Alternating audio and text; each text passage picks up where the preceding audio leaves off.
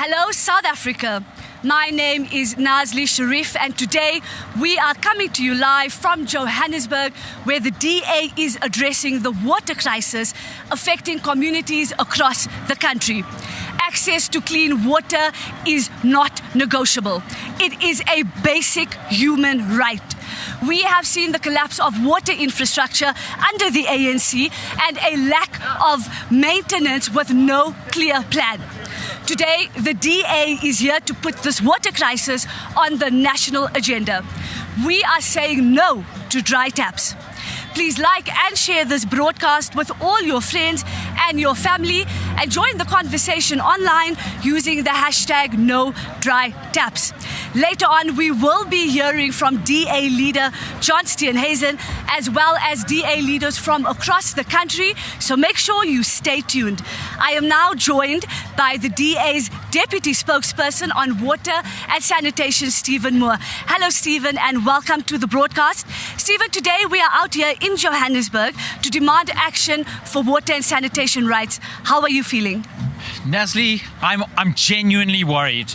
Every single day in Parliament we're receiving complaints from communities across the entire country of water outages, whether small towns, large cities, in every neck of the entire country, and it's serious. We're talking entire provinces under threat of running out of water. Yeah. Stephen, what is the main cause of this water crisis? Surely it cannot simply be drought. Definitely not, Nazli. So obviously South Africa is a water scarce country, but the cause of this problem is clear, and it's municipal failure. Even the ANC minister said that this is a self-inflicted crisis. It's municipal leadership, it's municipal management, so the politicians and the administration in towns like Johannesburg, like Thabazimbi, like eThekwini, who are failing the residents that have caused this problem. Yeah. Stephen, as residents of Johannesburg, both of us are residents of Johannesburg, we know exactly what it means to not have water. How does this crisis affect South Africans on their day-to-day lives? You know, Naz, like a lot of people have tried to compare this to the electricity crisis, but water isn't like electricity. When you don't have water, it affects you at your home. I've got a less than 1-year-old baby. That is a crisis the second the water goes out. If you're going for a life-saving operation, but the hospital has no water, it gets cancelled. Schools are affected, clinics are affected.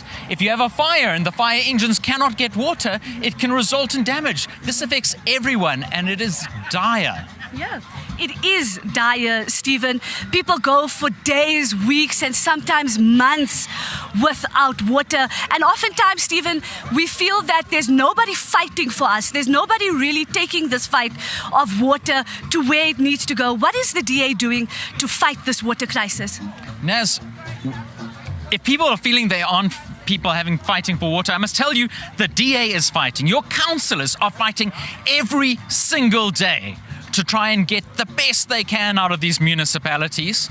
They are fighting for you, the residents, but we've also taken it beyond that. At a provincial level, we've taken it to the Department of Cogta to try and get provinces to actually help make municipalities work. And at a parliamentary level, we've put pressure on the Department of Water and Sanitation, which is why finally we're seeing action in places like Gauteng, where they're finally admitting they have a crisis. We're seeing action by the Mayor of Joburg.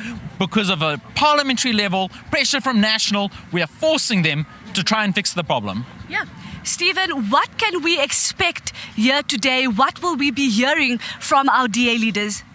So, Naz, I'm actually excited because John Steenhuisen is here, our national leader, to talk about the crisis across the entire country, because it isn't just in Joburg, it's not just in Gauteng, it's across the entire country. But better than that, we have brought in the leadership from each of the provinces to show that we are active in every single province.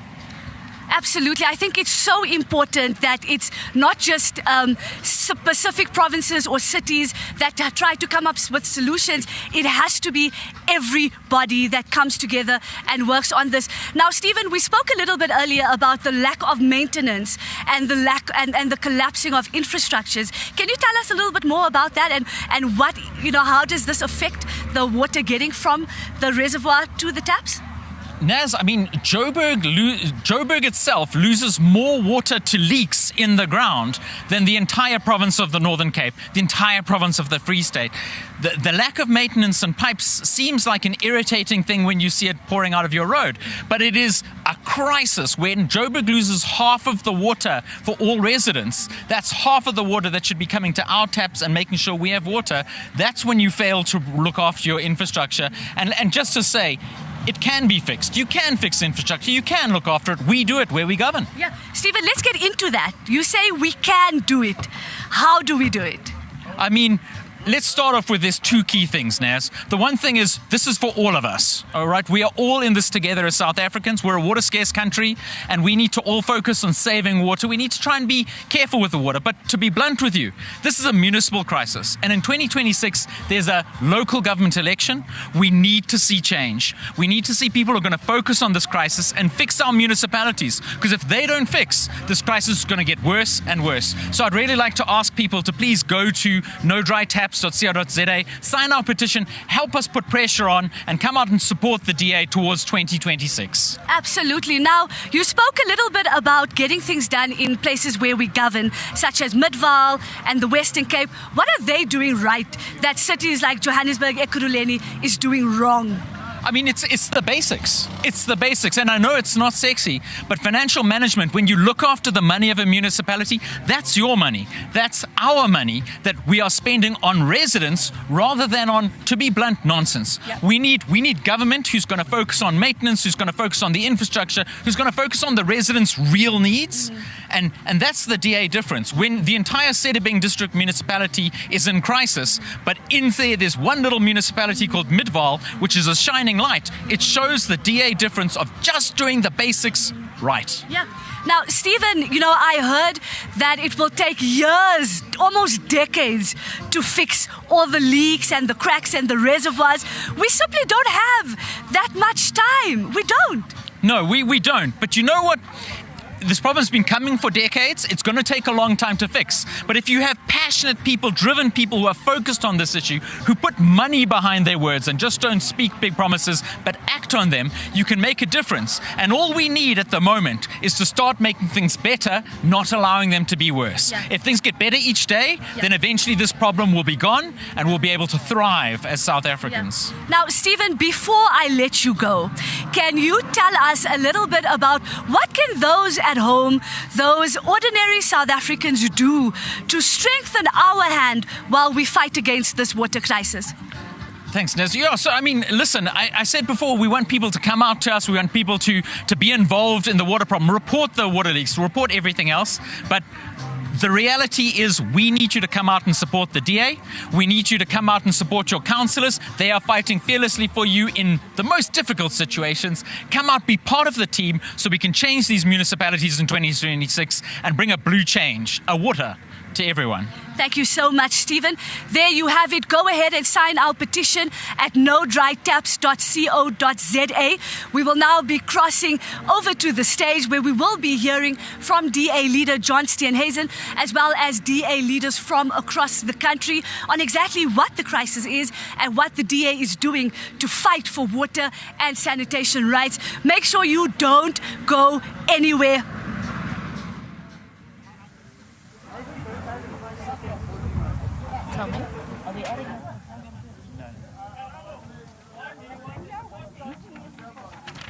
Good morning, colleagues. For those of you joining us online, good morning and thank you for taking the opportunity to tune in. My name is Karaba Khakhaudi, National Spokesperson. The purpose of today's presser is to simply have a chat about the state of water in the country. We are, yes, in Johannesburg, in the south of Johannesburg, where a whole lot of water problems have been water problems have been a topic of conversations across board. But we know that Johannesburg and Gauteng aren't the only places that are affected by water. The entire South Africa has a problem. So as the Democratic Alliance, we're going to be unpacking those issues provincially and what it is that we think should happen moving forward. Joining me for that conversation is our federal leader, here immediate to my left, John Steenhuisen. We're also joined by the chairperson, the provincial chairperson of the Democratic Alliance in KwaZulu-Natal, that is Dean Macpherson. Right next to Dean is the caucus leader of the Democratic Alliance in Johannesburg, that is Mayor Belinda Kaiser Echos-Onjuku. Right next to Belinda is the provincial chairperson of the Democratic Alliance in Mpumalanga, that is Ndate Bosman Grobler. And on the far left, we have one of our provincial deputy chairpersons in the Free State, that is Dr. Igor Skierkochel. To my immediate right, we have the mayor of the Midal DA-run Midal municipality here in Gauteng, that is Majoro Peter Texera. Right next to Peter, we have the provincial leader of the Democratic Alliance in Limpopo, that is Mayor Lindy Wilson. Right next to Lindy, we have the provincial leader of the Democratic Alliance here in Gauteng, that is Ndade Soli Msimanga. Right next to Soli, we have the Democratic Alliance Deputy Spokesperson on Water in Parliament, that is Stephen Moore. And on the far right at the end of the table, we have the DA Spokesperson on Water and Sanitation in Parliament, as well as the Provincial Leader of the Northwest, that is Leon Basson. So with that, we are going to have a standard program. We're going to have addresses by all the leadership here, and thereafter colleagues from the media will have a Q&A for you guys. John, I'll hand over straight to you. Thank you very much, Karabo, and good morning to ladies and gentlemen, to the panel that's here today, and of course to those people watching at home. It's with a sense of great urgency that we address you today on the water crisis in South Africa. That's in South Africa generally, but Johannesburg in particular.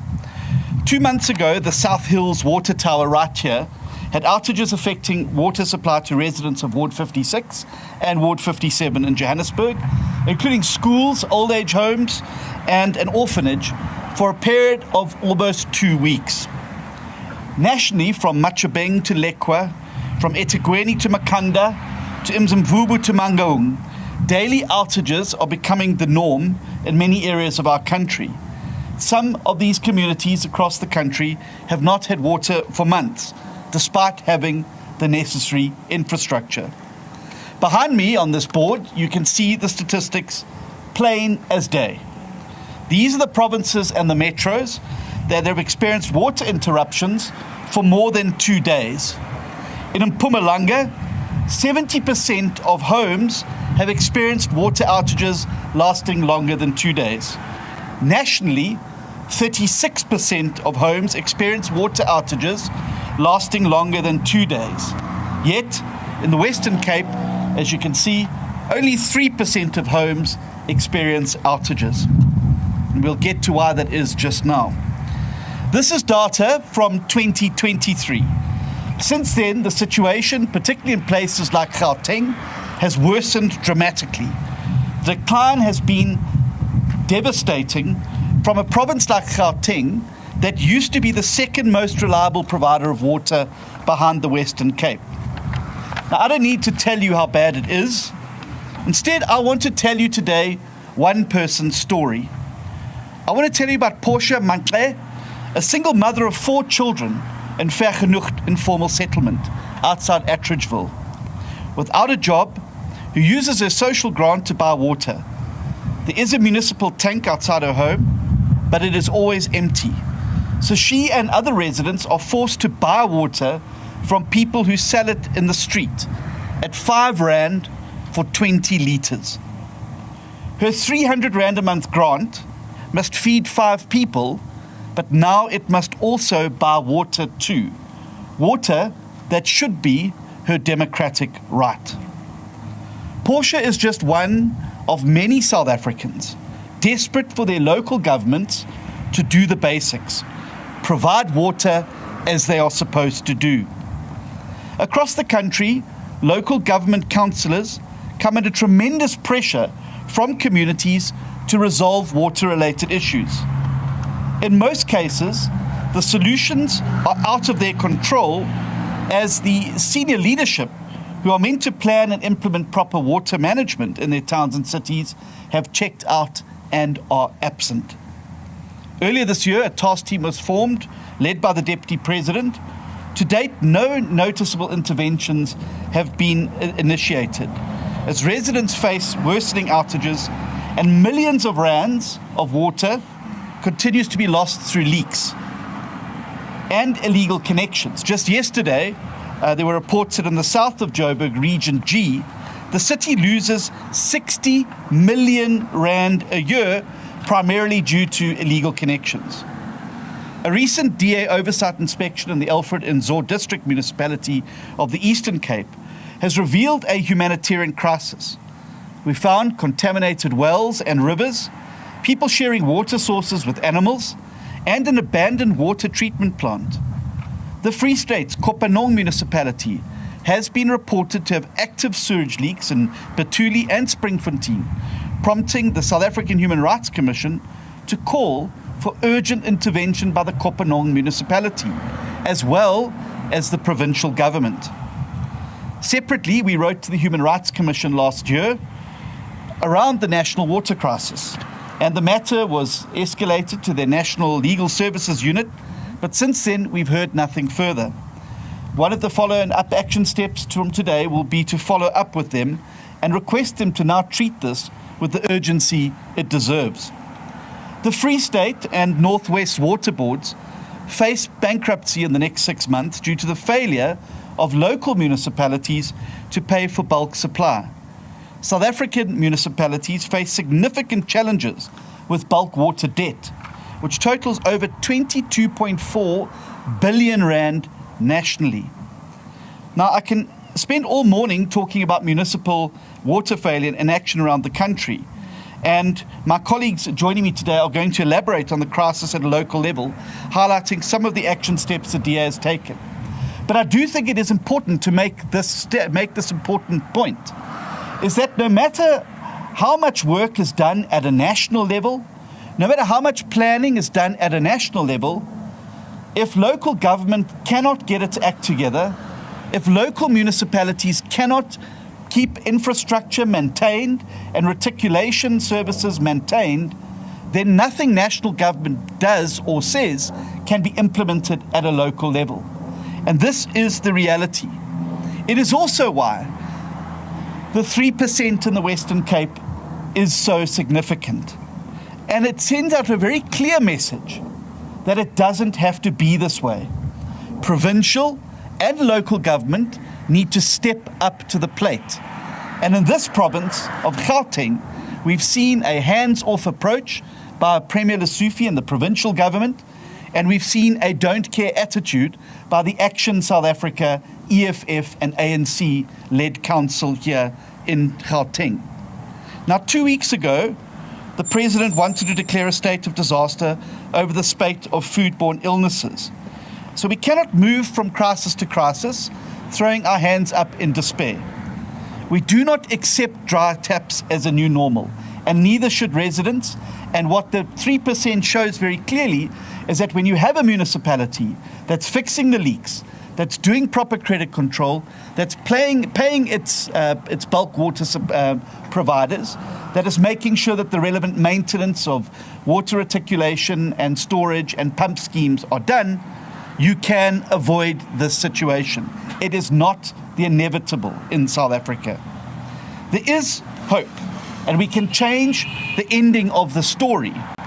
Everything to fix the crisis is already available.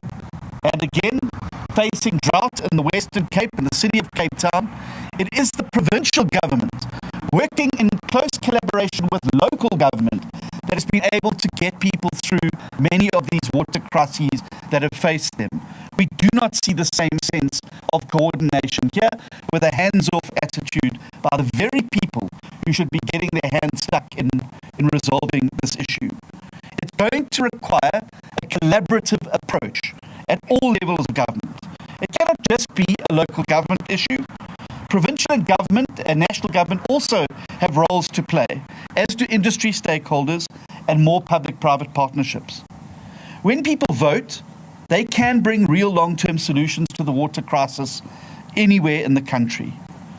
Earlier this year, the Auditor General confirmed again that the DA is the most responsible party at a municipal level. 19 clean audits, the DA municipalities proved that they use public funds the best. 63% of DA municipalities achieved clean audits, far and away the highest achievers nationally. In 2023, the City of Cape Town announced they would allocate 10.9 billion rand towards infrastructure. This is the biggest spend of any metro in South Africa, and that amount is bigger than Johannesburg and eThekwini's infrastructure budgets combined. Poor planning on the part of local municipalities has resulted in aged infrastructure, and the Action South Africa, EFF and ANC alliance and the Johannesburg City Council have not got to grips with this particular problem in the way that it should be, and have not provided adequate budget to effect proper repairs and maintenance in the city. The numbers do not lie. Where the DA governs, we deliver, we partner with the private sector and do what it takes to give South Africans what they need. Jobs and inclusive growth, but also the infrastructure that is so necessary to provide that. There is no way that a municipality can attract investment, can bring industry and other operations to a city to provide jobs if you do not have the most basic infrastructure right. So we have a plan to involve private companies in water infrastructure projects to overcome the funding hurdles, work towards developing water-sensitive cities that optimize stormwater and urban waterways for improved flood control and water reuse, as well as wastewater. 3, a program to develop water-wise citizens. We have to change our relationship with water in South Africa. We must be one of the only countries in the world remaining that flushes clean drinking water down into sewage systems. We need to adopt a scientific method in assessing the risks related to chemical pollution. And we need to consider a dedicated, ring-fenced grant for water infrastructure maintenance. And we must fast-track dam and water treatment works, infrastructure development and maintenance. Failing to plan is planning to fail. And every single city and town needs to plan for future demand. After the 2018 drought, which affected the city of Cape Town and the Western Cape, the city embarked on an ambitious plan to ensure that the city had sufficient water and reduced its reliance on rainwater by introducing a 3-pronged approach, including a groundwater aquifer, use of a state-of-the-art treatment plant, and desalination of seawater. This is the kind of thing that all municipalities should be implementing across South Africa. We want to protect our nation's most precious natural resource, and our country's future is at stake. Securing that future depends on citizens. We do not have a constitutional mandate to fix water issues where we don't have the opportunity to govern. And we want to start making a dent in the national water crisis with your vote in 2026. This year, many of you voted to rescue South Africa, and we're doing that nationally in the government of national unity to try and do what we can to rescue South Africa. DA ministers are hard at work in their portfolios trying to make the difference. The reality is that Portia's story cannot just be another that we hear in an increasingly desensitized way. We need to make sure that we turn this around, and we can restore the dignity of our people by making sure that their constitutional or basic human right to water is upheld and fulfilled. It won't be easy, it won't be quick, but as you will hear from DA leaders here today, it can be done with the right will and the right determination. We expect now collective effort, and I believe that by working together, that the provincial government stopping its hands-off approach adopted by the Lesotho administration, and this city council getting off its hands, and the Action South Africa ANC EFF coalition in the city doing something tangible about this water crisis, I believe that we can start to rescue not only Johannesburg from the water crisis, but South Africa from this water crisis. Thank you very much.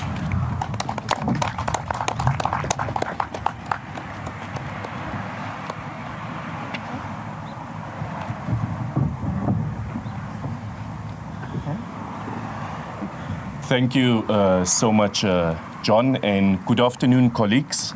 Good afternoon to the viewers at home as well as the members of the media that are present here. My name is Councillor Peter Texera. I'm the Executive Mayor of Midal Local Municipality. So I'm going to tell you a story of our municipality and what it is that we are doing in terms of investing into bulk infrastructure, especially for water within our municipality. So when we came into power about 20 years ago, the first thing that we did was to put together an infrastructure master plan, and one of it was for water, where we wanted to understand what it is that we need to do or where we need to invest our money, and into whether it is reservoirs, pump stations, aged asbestos cement pipes, etc. And this master plan was able to give us guidance as to where to put our money in. And I'm proud to announce that with our master plan that we've kept as a guiding document for 20 years, we are able to ensure that we continue providing adequate water to our residents in Midal. Now, the municipality is investing annually in bulk infrastructure development within the municipality. We replace just over 30,000 meters of old aged asbestos pipelines into new UPVC pipelines, which is a much more durable pipeline, which also accommodates our area because our area is highly dolomitic. Now, this investment has also gone into your pressure reducing valves, where we are also putting in, your bulk meters for industries, ensuring that the telemetry systems within our municipality is also functional. And for us, recently, we also unveiled a state-of-the-art control room within the municipality where we can monitor pressure drops, but we can also remotely reduce water pressure where there is pipe breakages, etc. We can then manage the system and ensure that we do not lose any water. The municipality is even further going into being less reliant on rainwater. And we all know the challenges that rainwater has in Gauteng. So the municipality is also looking at a water reclamation plant at our wastewater treatment works in Macpherson, where we're going to be purifying water, turning this water into grey water, which we can then sell to the industries at a much lower tariff. So for us as Midal, it is no longer an issue of capacity. We have sufficient capacity because of our master plan and the existing infrastructure that we have. We also ensure that there is a proper maintenance and repairs strategy where we know exactly as to when we should be doing maintenance to our reservoirs and all our infrastructure for water within our municipality. And because we have sufficient water capacity within our municipality, this has attracted investment into our municipality. So we're seeing the local economy grow in Midal because of the water capacity that we have as a municipality. And this has really, really assisted us to ensure that we can, the private sector can come into our municipality and ensure that they grow the economy, and in return, it can create the much needed jobs for our people within Midal. This is why Midal municipality has one of the lowest unemployment rates in the country. It's because it's a fast growing municipality and we have all of the necessary capacity of all of our infrastructure, not water. And as I've said, our plan is to reduce the reliance on rainwater and to ensure that we can supply treat our own water within the Vaal River that we have, as well as Bas Lake. We are currently talking to Bas Lake, the management of Bas Lake, to also extract water from the lake, purify the water and convert it to potable drinking water for our residents. This is to ensure that we do not depend purely on rainwater for the supply of water to our municipality. So all of our systems are in place as a municipality. We do not have any issues of water supply in our area. We do get blue drop statuses from Rainwater Board as well, and from the Department of Water and Sanitation annually, because of the regular maintenance that we do in terms of our water infrastructure within the municipality. So I'm very, very very proud, Mayor, speaking to you this morning, because I know that we've protected and shielded our residents in Midal from these water cuts that are happening across the country. And we will continue investing in our water infrastructure as a municipality. We recently built a 10 megaliter water reservoir within our municipality. And when I say that we have sufficient capacity, that particular 10 megaliter reservoir, we are using it just to boost water pressure for other areas, not as a shortage or a reservoir that we built for, in terms of remedying a water shortage issue. Thus, we're using that reservoir just to boost water pressure in our area. We've, as I indicated earlier, our pressure reducing valves are all working, and we've got, we've got constant water supply to even our prominent businesses that are located in Midal, like the Heineken breweries, who is located in Midal, and we consistently supply them with water, and there is never issues of shortages. So we are really, really proud as Midal. We will continue investing in our water infrastructure. And this is possible for the rest of the country, as our leader John has indicated, provided that there is proper political will to serve the community. And public reps like myself, we often take a reflection and understand why we occupy these positions, which is to serve the people and protect them from such issues as water crisis. So I thank you very much. Thank you for the opportunity. Thank you. Well done, Peter. Yeah. Ezo, can you get some tape? There you go. Look at you. Little Miss Fixer. I'm a woman. That's just melting. Yes, Sully, it's not going to jump at you. Well, good morning. Thank you very much for being here, and good morning to the residents of South Africa, and in particular the residents of Gauteng. The first thing that I want to say here to the members of the media and to the people of South Africa is that we are not going to blame the residents for what is happening. The last thing that we would do is to blame the residents. Yes, there's a need to make sure that there is consumer education around the usage of water and how to actually then ensure that water is used sparingly. But we're not going to blame the residents. The residents who are on a daily basis calling for the repairs of burst pipes, for the repairs of meters that are leaking, yet there is slow response of government, is actually to blame for the crisis that we're sitting with.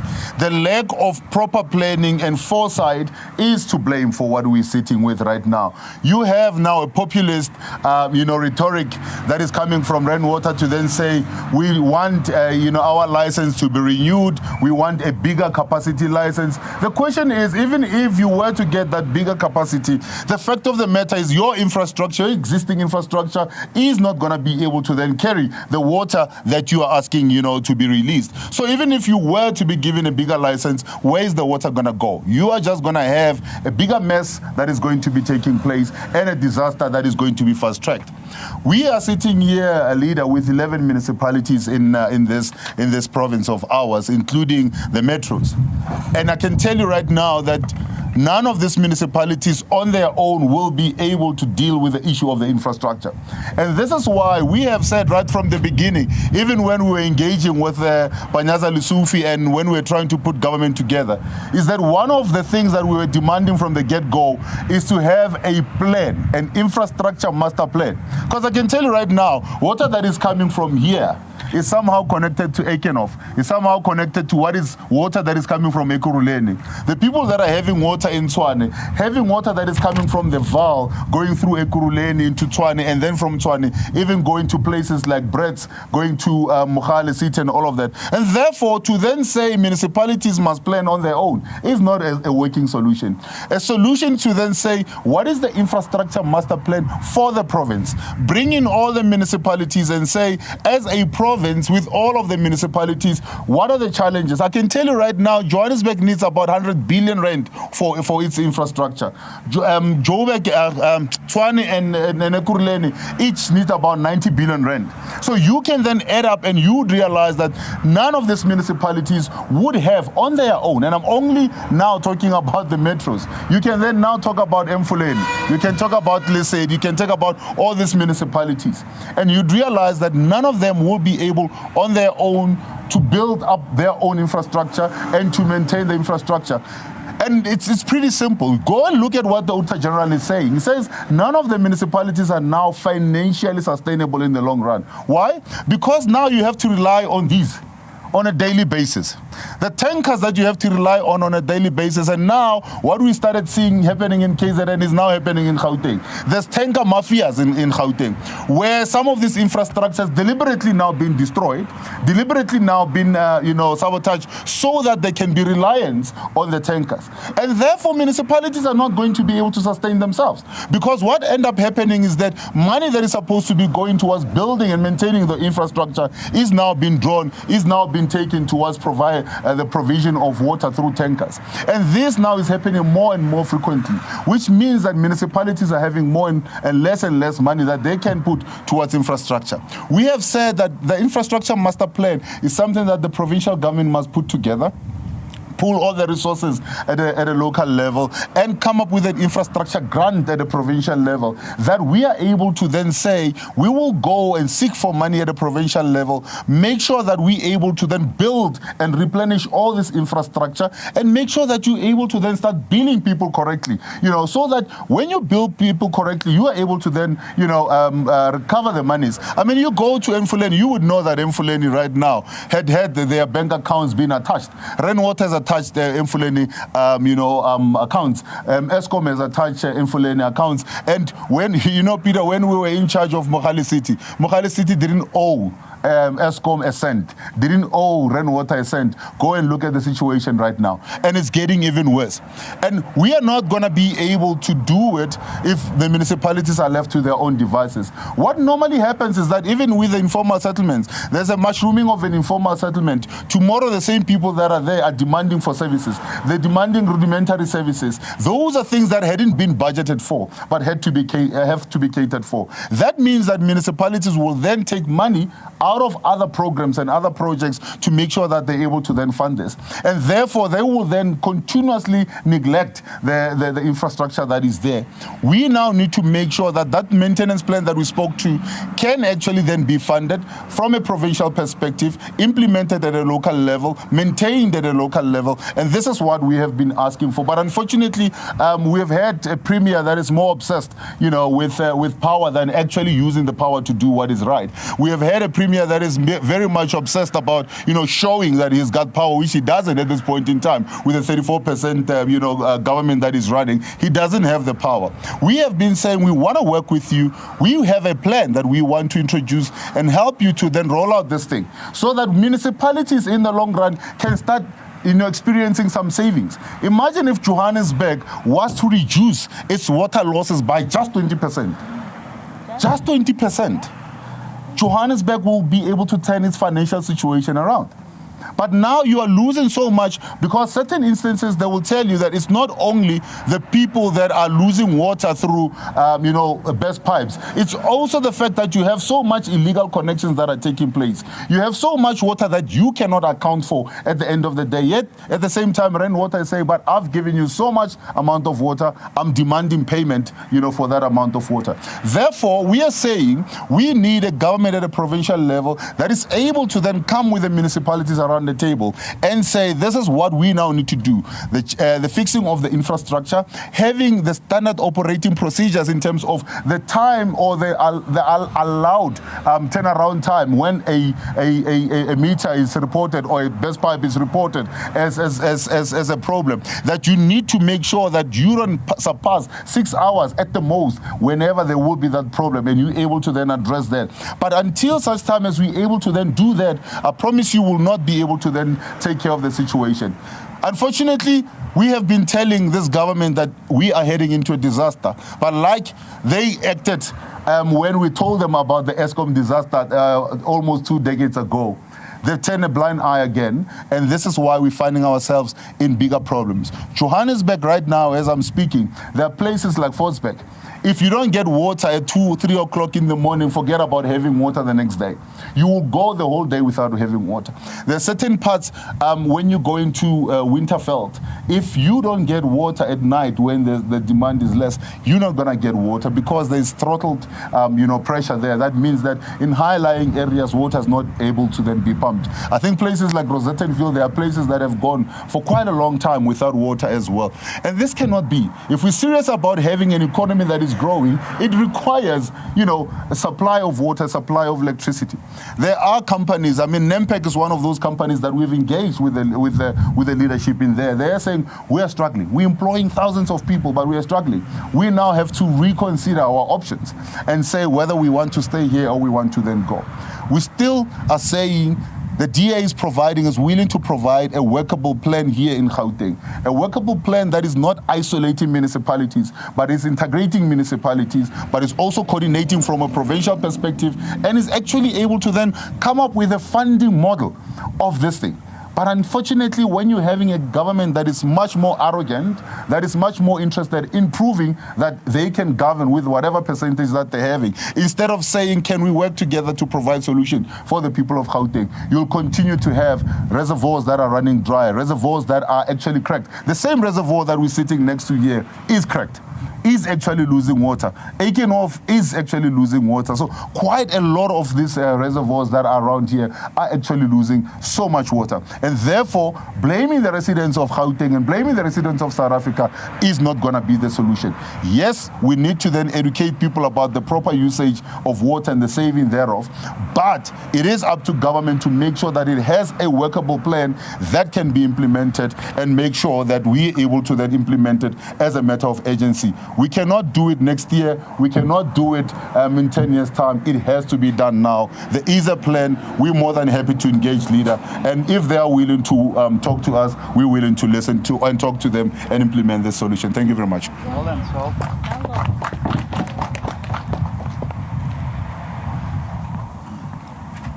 Good morning, everyone. My name is Dean Macpherson. I'm the Chairperson of KwaZulu-Natal. I'm also the Minister of Public Works and Infrastructure.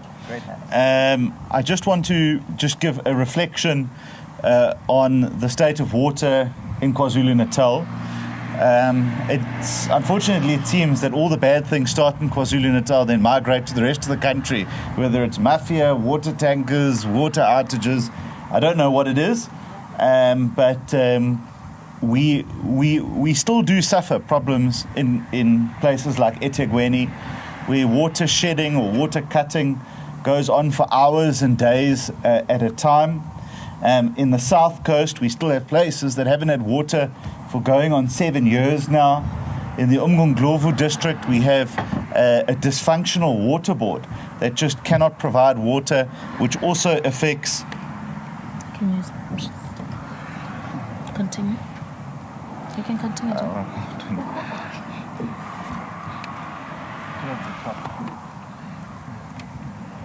It is really hot. So things are melting away. I'll also just... Okay, should be fine now. And in the Umgungundlovu district, we have a dysfunctional water board which affects the performance of our Mgeni municipality, which often has to suffer under water cuts because of them. And that's why we developed a plan in going into the election of water in every tap. And we think it is entirely possible that the provincial government can step in and should step in to ensure that water in places like Jozini in the Mkanyakude district do have water, that eThekwini does have a functional water system, and in the Ugu district as well. But it comes down to something that I said last night on a TV program, that municipalities simply cannot and do not have the ability to implement infrastructure plans anymore across the country.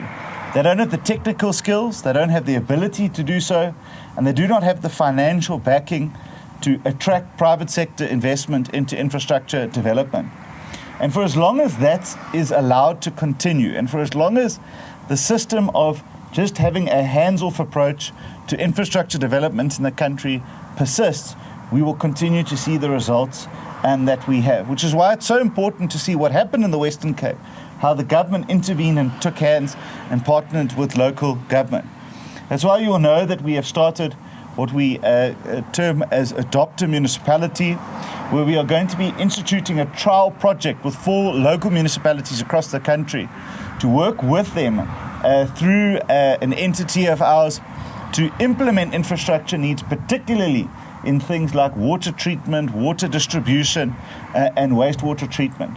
And we think that if we can get that right, and if we think we can show the metrics of how successful that is by ensuring that the 950 billion rand that is made available in the 3-year budget cycle for infrastructure development is actually implemented, that we will be able to see water flowing through every tap in this country.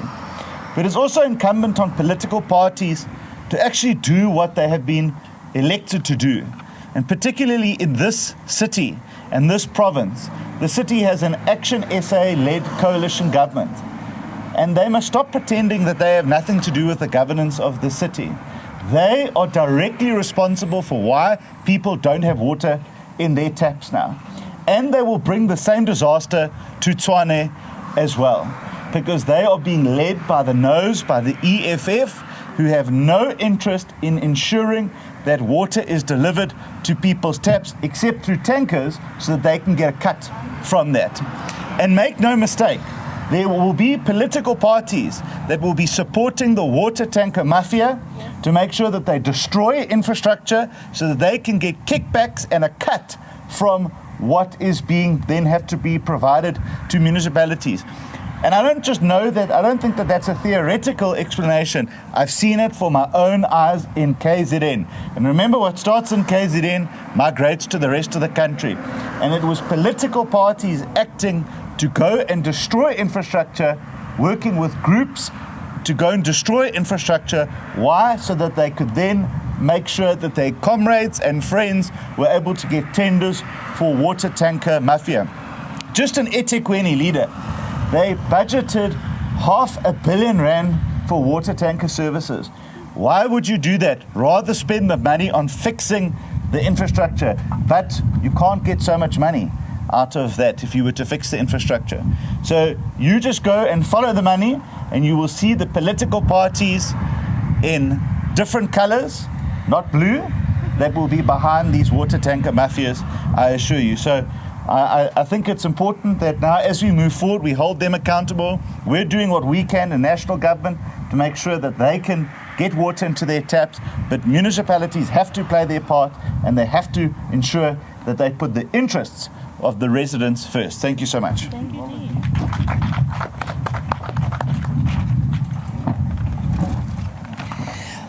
Good morning, ladies and gentlemen.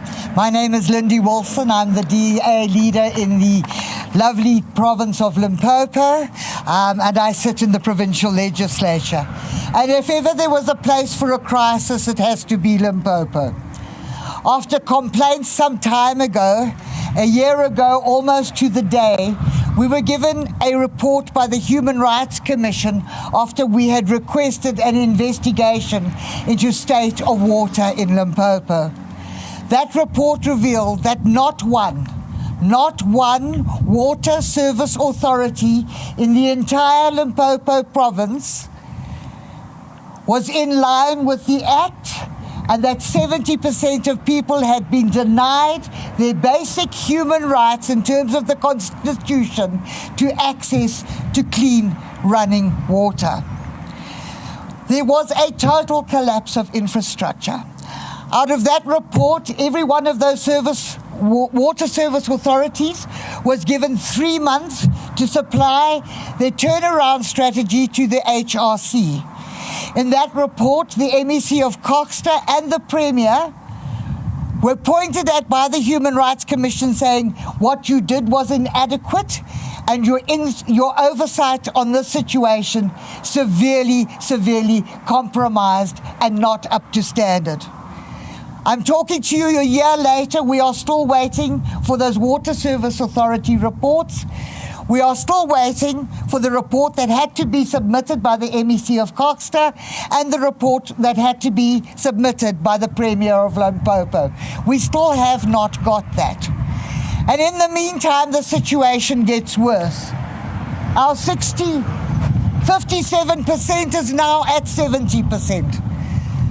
In a province with the highest expanded unemployment rate, and with, as I stand here, people sitting in temperatures of 46 and 47 degrees heat with no water. Polokwane, the city itself, I have huge areas that have not had water for 21 days in the capital. 21 days, no water. That didn't, however, stop them lifting the building moratorium to build more developments when they can't supply water to what we've got currently. So that comes with a problem. But added to that, apart from the fact there is no water and a collapsed infrastructure, I have done recently oversights on all the sanitation plants, the sewage plants in Limpopo. Not one of them was functional either. Raw sewage coming into those plants, directly out of those plants into the rivers. We recently had our first outbreak of cholera. Because you see, when you can't get water from a tap, you need to go and get it from the river. I still find people on a daily basis drawing water out of holes next to the cattle and goats in the area. It is the only way they can find water. The water table has dropped. They are running out of that water too. But to draw water from a river has now become a huge risk because it is contaminated by the sewage plants that are running directly into those streams and rivers. Our local municipalities are totally dysfunctional, with several operating on an unfunded budget. The vacancy rates are astronomically high, and the capacity of the personnel that are there do not meet standards to deal with this crisis. It is really a time of hardship for the poor and vulnerable. And as Dean and the other leaders have mentioned, we now have the water mafias.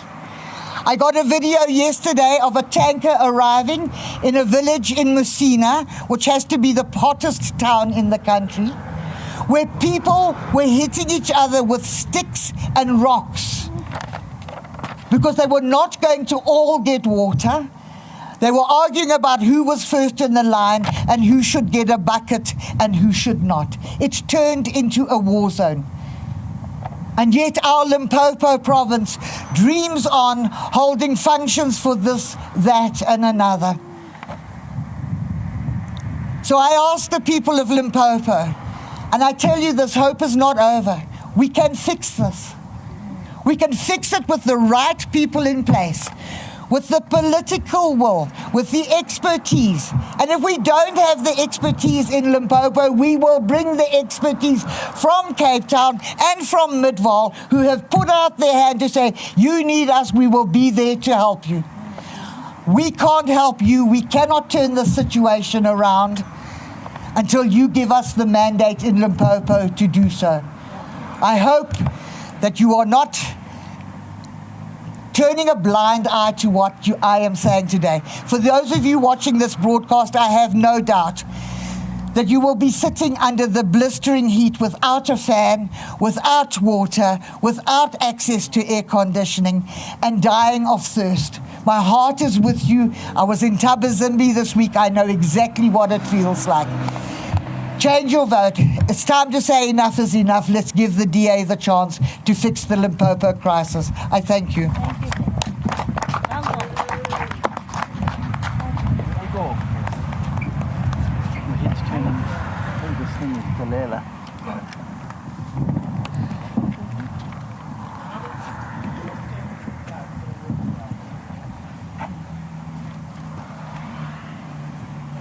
I'm taking the feet of Kai. Good afternoon, everyone. My name is Igor Skierkwogel. I'm the Deputy Chairperson from the heart of South Africa. The orange, well, not, it's the Orange Free State because it's so dry now, so they can actually bring back that name. Life is water. It's the foundation of health, dignity, and progress. It's the lifeblood of our economy and our future. Yet, the Free State is being denied that fundamental right. Today, I don't just address you as Igor, but as a fellow South African who shares the frustration, the anguish, and the determination to see change to protect our constitutional right to have access to water. The Ishmajagule legacy of state capture and corruption has left the Free State water infrastructure collapsing under mismanagement and cater deployment. Of the 96 water waste treatment plants, 64 of them are in critical condition. Municipalities like Mangaung loses 46% of their water due to aging infrastructure. That's 1.7 billion rand waste. Communities in Kwakwa haven't been having water for more than a decade. In Paris, they endure weeks without water, while sewage spills into rivers like the Vaal, the Wilge, and Caledon. In Vrede, they are supplied with 6 water tankers that have to travel 70 kilometers to Warden, or sometimes 75 to Milan. It's not just a question of scarcity, but of mismanagement. Untreated wastewater contaminates drinking water, reservoirs run dry because of power cuts, theft, and contractors abandon these projects like Namahadi and Mafube. What's the result? Cholera outbreaks, unsafe drinking waters, and unthinkable suffering, like towns in Wimberg and Maleketla that have been without water for 27 days. This crisis is personal. Children walk through sewage to reach school. In my home municipality, Macpherson, on the 10th of November, Loyilo Maketa, age 11, and Relapeng Mechijutu drowned in Tabong because of incomplete sanitation project. It's a sheer cruelty that children have to die because of cater deployment. Families rely on expensive and unreliable water tankers, as my fellow colleagues said, controlled by mafias to exploit their desperation through lucrative contracts with the municipalities. Business shut down because they don't have water, pushing the unemployment rate higher. Now, the DA is working tireless around this program. Through legislative oversight, we took action to get Section 139 interventions in municipalities like Macpherson to expose corruption and incomplete projects. Through our leadership of Dr. Roy Jenkinson, we submitted a detailed report to the South African Human Rights Commission, and they've recently released that report that's saying that all these municipalities need to take action within 3 months. Our council is on the ground, partnering with civil society, trying to bring relief to communities by our abandoned government. But relief is not enough. Systematic change has to happen. We have to appoint skilled, professional people to manage the water systems, not unqualified caterers.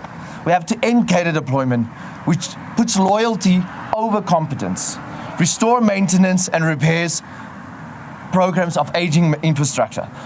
We have to limit the Minister of Water Sanitation with her unchecked powers ensuing over water boards and we have to make sure that the water boards are led by qualified people to limit political interference so that waters go through taps. But we cannot do this fight alone. We need you, every South African, every Free Stater, to bring change. That's why we have launched the Dry Taps campaign. So visit nodrytaps.co.za and sign our petition. Together we can demand transparency, accountability, and investment to rebuild our water system. Together we can ensure that every tap runs with clean, reliable water. Together we can protect the dignity and the future of every South African. This is not just about water. It's about hope, justice, and future we all deserve. The DA is ready to lead this change, hand in hand with you. So come 2026, in the next local government election, vote DA and keep the taps running. I thank you.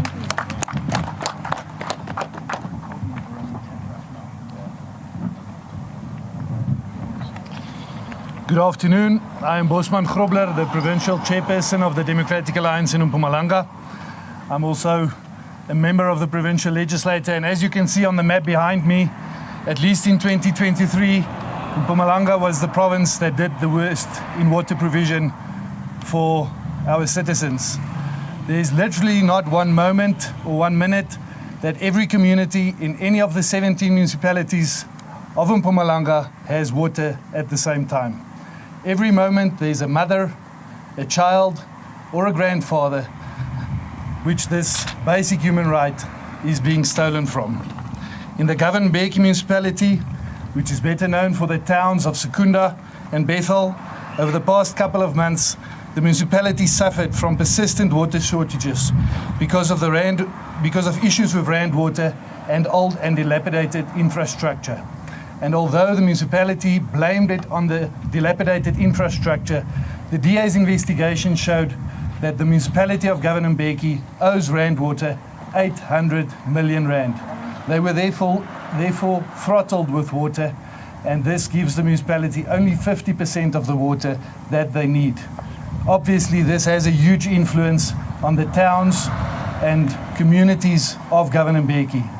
The DA in Govan-Mbeki has led the fight against the shortage of water through various petitions, motions, statements in council, and we are proud to say that 30 million Rand was allocated towards infrastructure development and maintenance in Govan-Mbeki. We will keep that executive accountable to spend that money correct.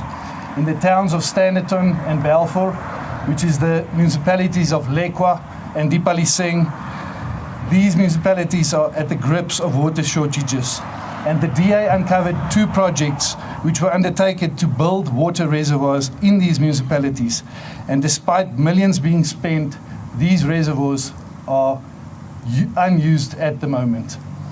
In the municipality of Tabacheu, Leidenburg, the Leidenburg Dam is at 40%, but despite that, there's a water shortage and water is getting little. The infrastructure of the town of Leidenburg is so dilapidated that the water cannot get to the houses in Leidenburg. Our councillor there has driven this issue through various pickets, petitions, and media statements. In the town of Msugalikwa, where day 0 is approaching very fast, the Willem Bremer Dam is drying out. The DA has driven this issue on various levels, with a visit from our committee chairperson in Parliament, our deputy minister, but the problem remains that the infrastructure which should be maintained by the municipality is not maintained, and water cannot be delivered to the residents of the municipality. In this municipality, the same as many of my colleagues said, water tankers and the water mafia are really at the steer of things. Our Member of Parliament, Henro Kruger, wrote to the Deputy President on this issue as well. In the town of Carolina, in the Chief Albert Lutuli municipality, the water level of the Bushmanspruit is at 40%. Our Lone Ranger councillor there has fought this issue on many levels, calling for a special council meeting to only discuss the water issue of the municipality. Both the Premier and the MEC of Koksta has been approached specifically for Umsugalikwa and Albert Lutuli, where day 0 is fast approaching. The DA in Mpumalanga calls on residents in Mpumalanga to vote for the DA. Where we are now, we will keep holding the executives at local and provincial level accountable for what they should do and how they should spend their funds. But the easier choice is to vote for a DA representative and make your local council a DA council. We have got the solutions and we will implement them. In 2026, vote DA. I thank you.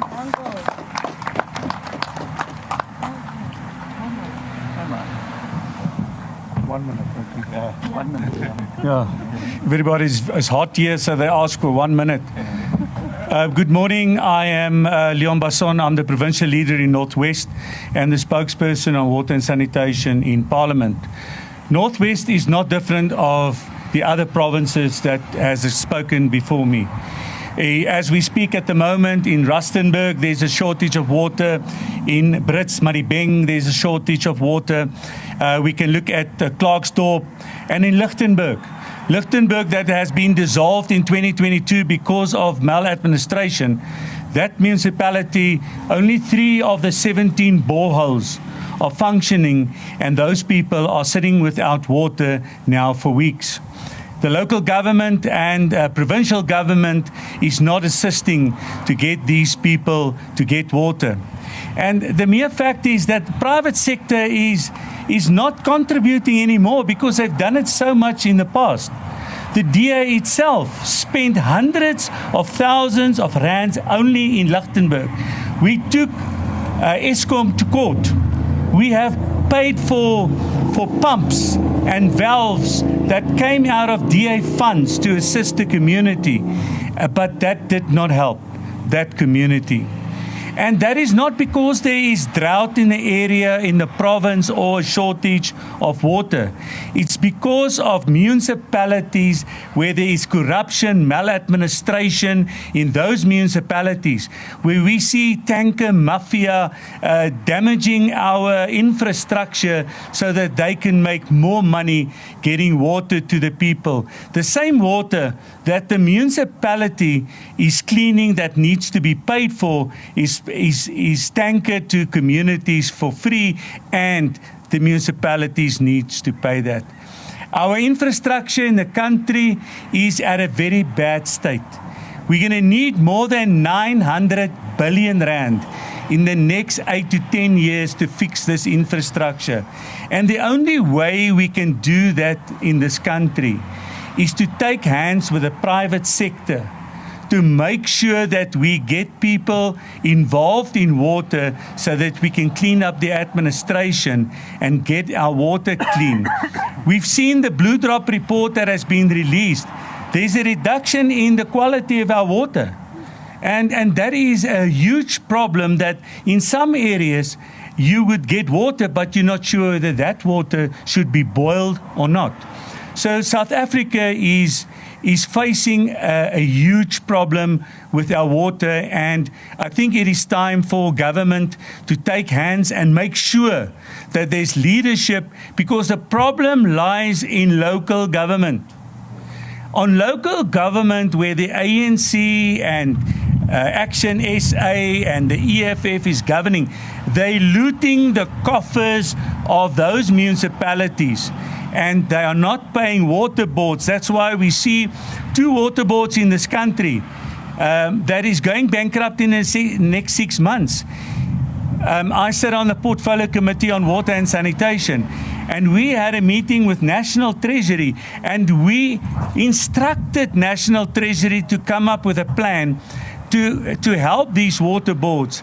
And 2 weeks or 3 weeks ago, it was decided from National Treasury, in consultation with Kokta Minister and Water and Sanitation Minister, that the equitable share of 5 of the biggest role players in the big amount of money that's outstanding to water boards, that their equitable share would be frozen, and that money will be utilized to pay the water boards. So government can't just, and local government as well as provincial government, they can no longer just have a blind eye on the problem and say it's not our problem, it's a problem of Rand Water or this water board or that municipality. It's collectively. The provincial government must look after the municipalities and the metros within their areas and make sure they deliver quality water services to the people. It's the people's constitutional right to have clean drinking water. And we now see that this government is neglecting that, and people are denied that right. So on 2026, it's the time now to change local government, because that is where the problem lies. If you want to go on, continue having water shortages for the next 10 years, you must keep on voting where you're voting. But if you want change, you need to vote for the DA, because where we govern, you would see 3%. Because Provincial government cares, local government cares. And like Solly has said, it's not the residents that's to be blamed, it's government. So make a choice in 2026 and get the right government to make sure that we can get sustainable services all over this country. Thank you.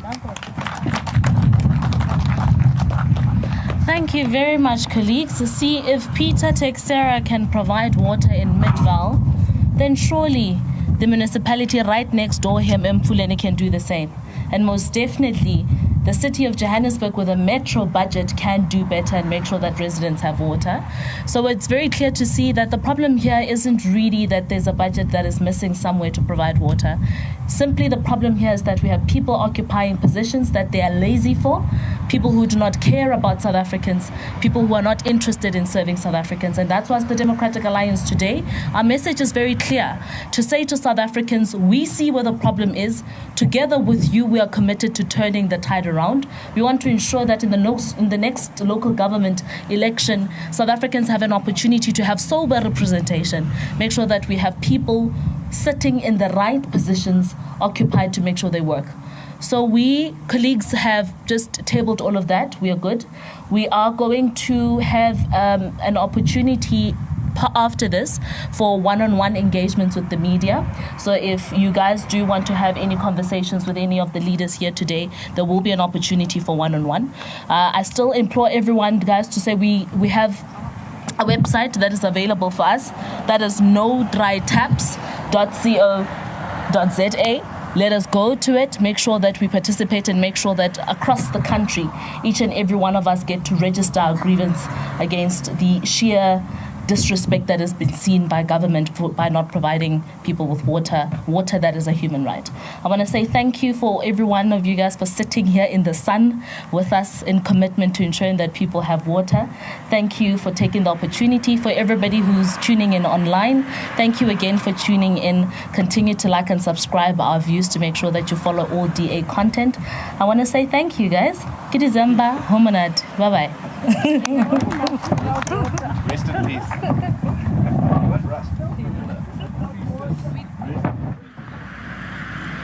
We just heard from the DA leader, John Steenhuisen, and DA leaders from across the country, the sad state of affairs that our water is currently in.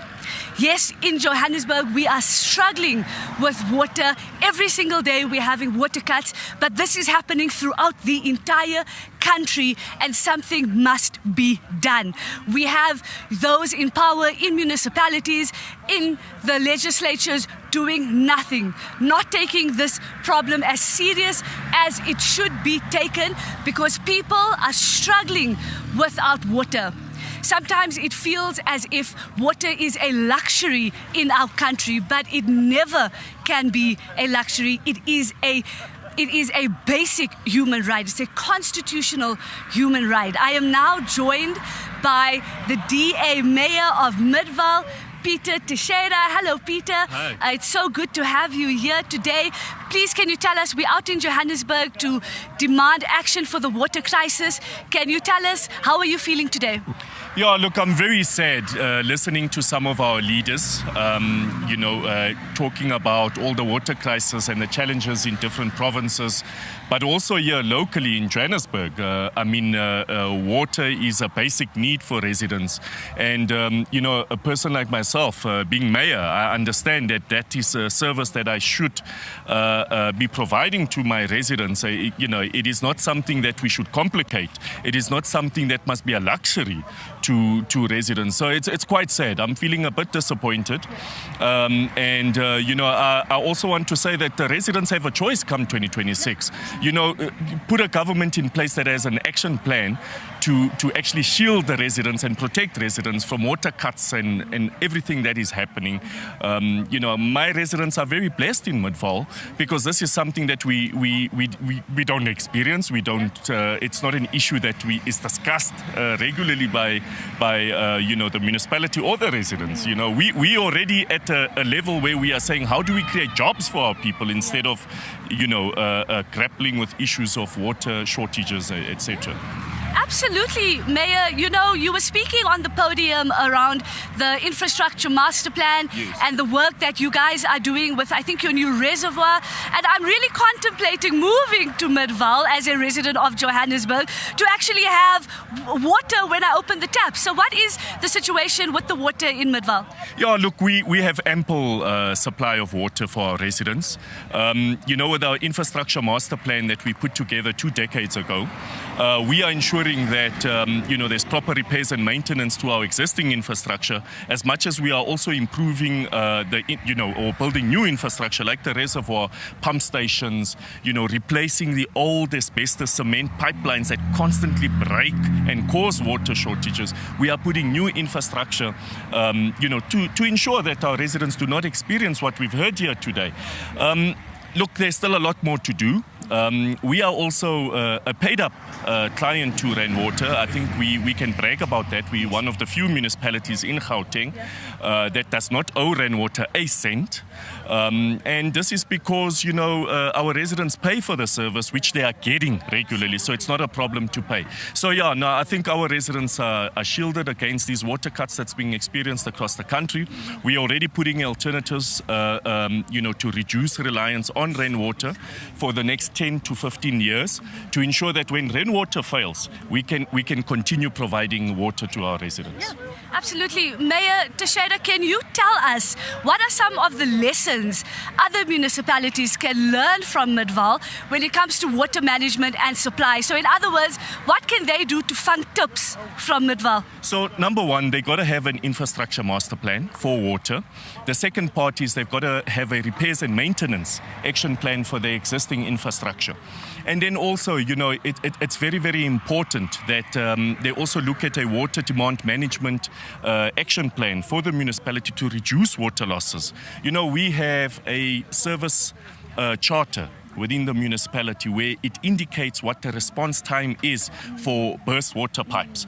They've got to ensure that that is in place. You know, we see streets where there's water running for days and months in some of the other municipalities. So this is something that does not happen in Midal. And I just want to indicate that, the municipality is also open to share best practices where we can with our neighboring municipalities. But most of the time they are too shy because they know that they failed maladministration that has happened right next to us, Rainwater, who owes 1.8 billion rand to Mfuleni, who owes 1.8 billion rand to Rainwater.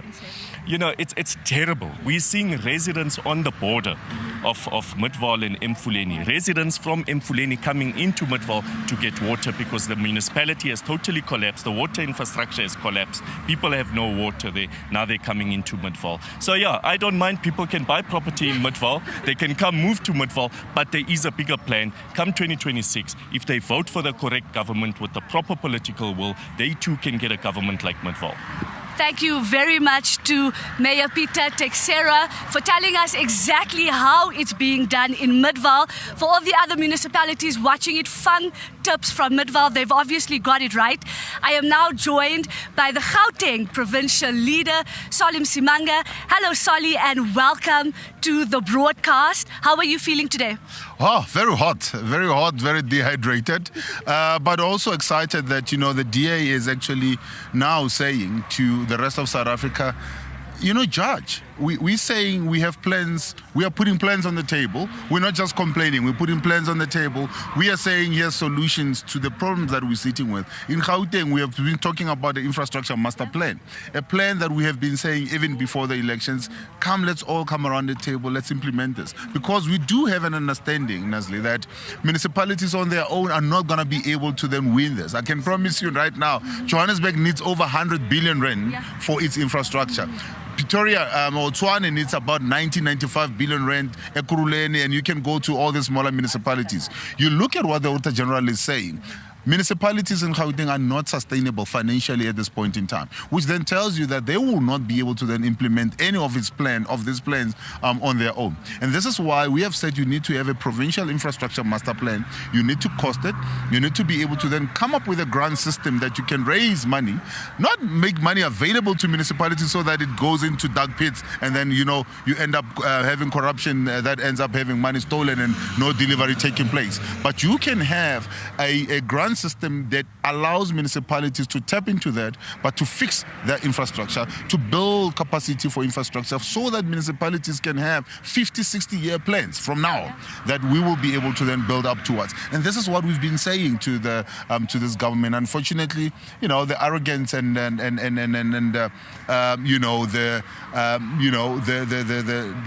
the neglect and the arrogance, let me start there, the arrogance that they've displayed to then say, well, we in government will do whatever we want. But the neglect that says, well, we don't care as long as we're able to then make money on the side with water tankers or whatever the case is. That's what has been happening. That is absolutely shocking, Solly, to hear that there are people in government and in power who are putting their needs before the needs of the people.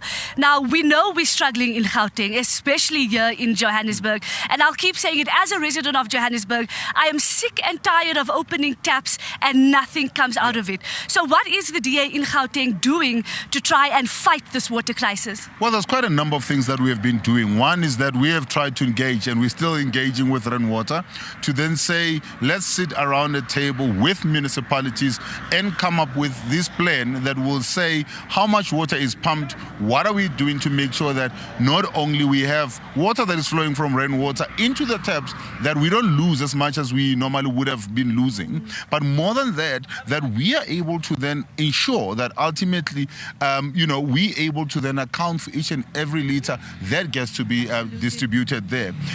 We've written to the Human Rights Commission, and they are looking into this matter because we are saying, access to clean, drinkable water is actually a constitutional right. It is a right that you have. And therefore, when you're having people like in Fortsburg and Rosettenville and in the surrounding areas here around Joburg, when you're having certain parts of Tembisa, certain parts of Soweto, certain parts of, Winterfell that are sitting for days and weeks and months without water, we are then saying it's a constitutional crisis that now needs to be looked at.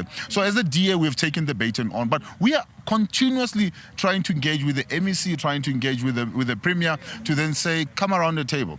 Putting your head in the sand is not going to be the solution. Absolutely. Don't pretend like there's no problem, and don't pretend like whoever else might be coming with a solution and it's something that you're not willing to listen to.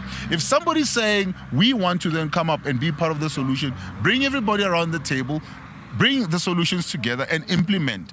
It doesn't matter it's coming from the DA. It doesn't matter whether it's coming from Solidarity or it's coming from Baagi or whatever the case may be. If there are people who are bringing workable solutions, stop thinking about how much can be stolen and start thinking about how much can be saved so that residents ultimately have the water that they need. Absolutely. Solly, I've heard radio silence from the mayor of Johannesburg. I've heard radio silence from the premier of Gauteng. In fact, I think he said it's not my problem to deal with. What do you make of that? Well, first of all, I'm not expecting very much coming from Dada Morero. He said it from the day that he was inaugurated. He says, don't expect much from me. So why should we expect anything? While he, out of his own mouth, said, don't expect anything from me. And the problem with Panyaza Lesufi is that he wants to have grand ideas that, that only boost his ego. The grandest status that he likes is not really to help the people. It's to then have Amapanyaza riding around in expensive vehicles. Is just to have events left, right, and center, cutting ribbons of this or opening of that, or making big announcements of these mega projects, but failing to deal with the basics. I've said you cannot talk about building new cities if you cannot provide the water that is needed for life to take place. You cannot talk about, the economy that is growing if you cannot take care of the basics. What are the basics? The infrastructure, water, electricity, roads. Those are the basics that you need to talk to. And then development takes care of itself. People want to then come and invest because they have access to the basics. If you're able to understand that and can actually work as government towards implementing and providing that, you will see all these other things come into place. We now hear of a speed train that is going to be moving from Limpopo, to Johannesburg in 2 hours or less. Yet you're having people that are sitting in Fortsburg that if you don't get water at 2 o'clock in the morning, you're not going to have water the next day.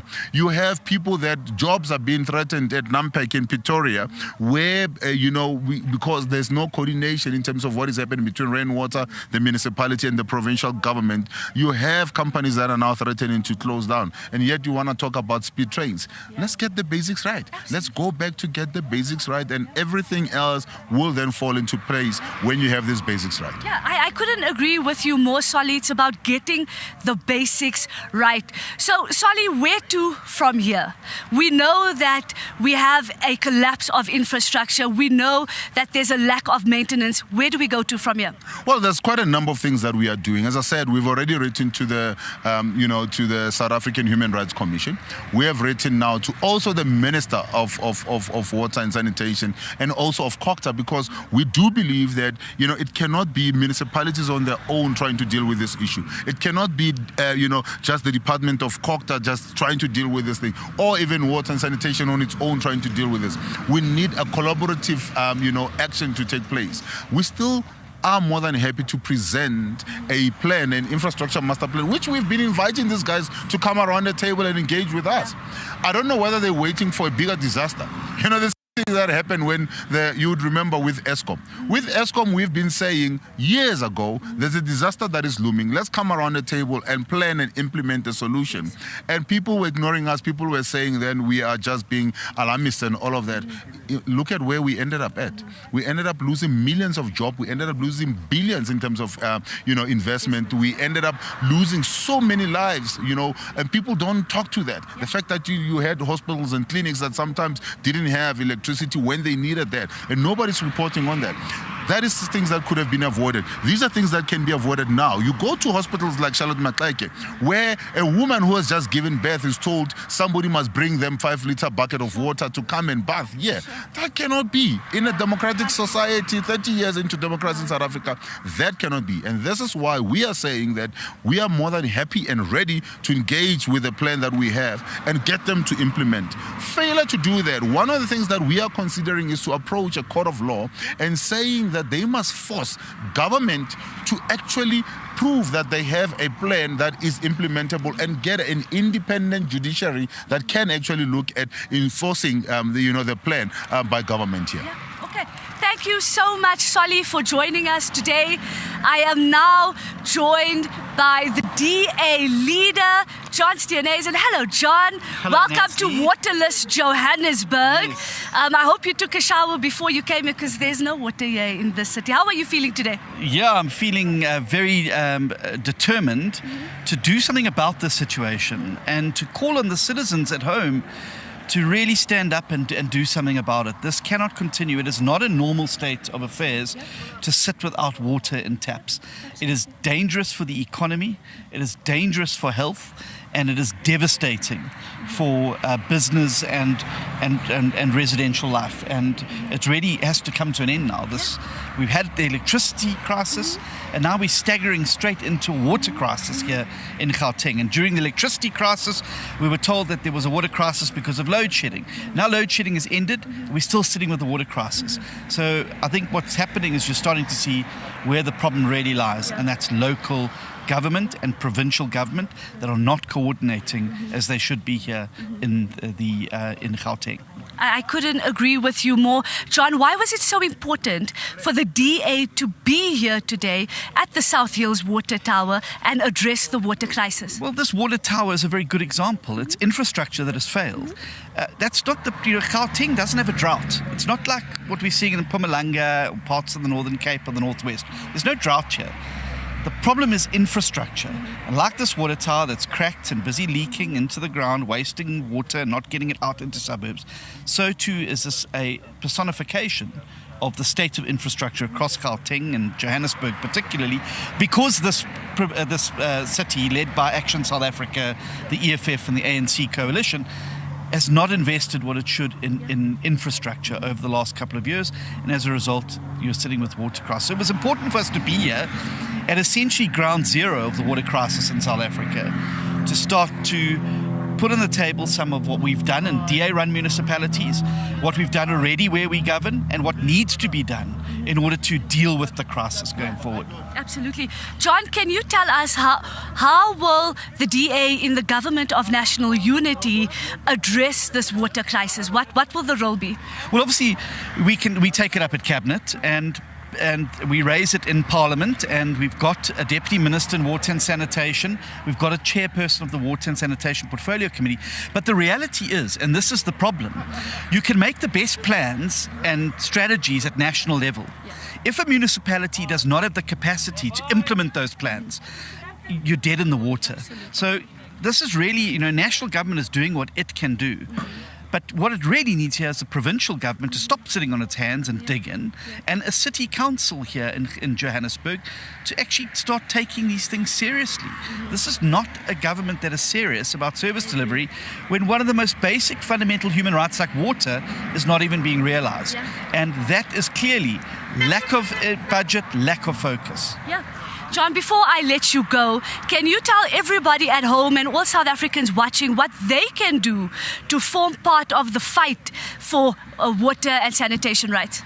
Well, you can go onto the website, and the details are on the show here. You can sign up and sign up petitions, but you can also make sure that you are registered to vote, because if you look at the figure that we showed during the press conference, 3% in the Western Cape, by far the lowest. Why is that? It's not by accident of geography. It's because DA-run municipalities invest in infrastructure and maintenance and make sure that you have water in your taps. If you want water in your taps, if you want investment in infrastructure, if you want a municipality that is able to deliver the basic services, well, you've got to put the DA in the driving seat, because that is the common denominator in every single municipality across the country that has water, that has basic services, that has jobs for its citizens. It is the fact that it is a blue government, a DA government, a government that gets things done.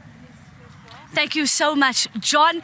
There you have it, South Africa. The water crisis is coming to a head. We are going into the festive season with many people being without water. Please make sure you join our fight by signing our petition at nodrytaps.co.za. Send that petition to every single person that you know, so that we can have more people standing with us as we fight for our basic human right, our constitutional right of having water. It is not a luxury, and those in government who are refusing to do anything about it needs to come to the ground and see what we are struggling with every single day.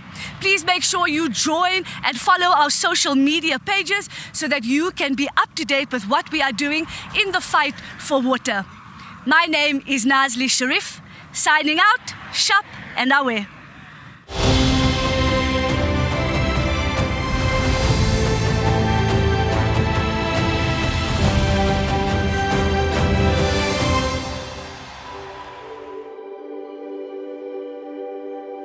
I am a mother. I am a father. I'm a daughter. I am a son. I believe in freedom. Freedom to earn a living. Go where I want. Love who I want. Say what I believe and pursue my dreams. I am brave. I am a provider. I believe in fairness. A fairness where our achievements are determined by our choices and hard work. I am a leader. I believe in opportunity. A nation where opportunity is plentiful and everyone's rights are protected. I believe in diversity. Every person has a unique perspective and an important role to play in building our nation. We do not judge each other by how we look, but by who we are. We are South Africans working together.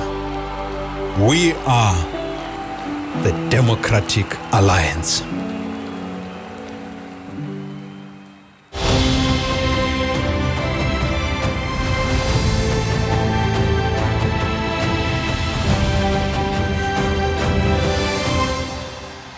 Thanks for watching.